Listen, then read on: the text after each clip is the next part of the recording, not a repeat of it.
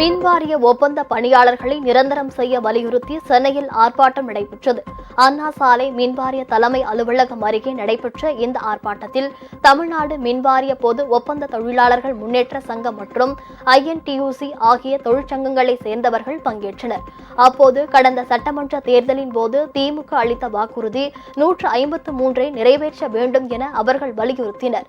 இது முதலமைச்சரின் கவனத்தை ஈர்க்கும் ஆர்ப்பாட்டம்தான் என தொழிற்சங்கங்கள் தெரிவித்தன. பலமுறை பேச்சுவார்த்தை நடத்தி கூட இந்த ஒப்பந்த தொழிலாளர்களை பணி நிரந்தரம் செய்வதற்கு அவர்களுக்கு இன்னும் மனம் வரவில்லை. ஒப்பந்த முறையில் வேலை செய்யக்கூடிய அனைத்து தொழிலாளர்களையும் பணி நிரந்தரம் செய்வோம் என்று சொல்லி தேர்தல் வாக்குறுதியாக அளித்துள்ளார். இந்த ஒப்பந்த தொழிலாளர்களை நீங்கள் அவர்களுடைய கோரிக்கையை நிறைவேற்றி தர வேண்டும் என்று சொல்லி சட்டமன்றத்தில் அறிவிக்க வேண்டும் என்று சொல்லி முதல்வர்களை வலியுறுத்தி, இன்னும் சொல்ல போனால் அவருடைய கனிவான பார்வைக்கு இந்த ஆர்ப்பாட்டத்தினுடைய நோக்கம் செய்ய வேண்டும். அவர்களை நிரந்தரப்படுத்த வேண்டும்.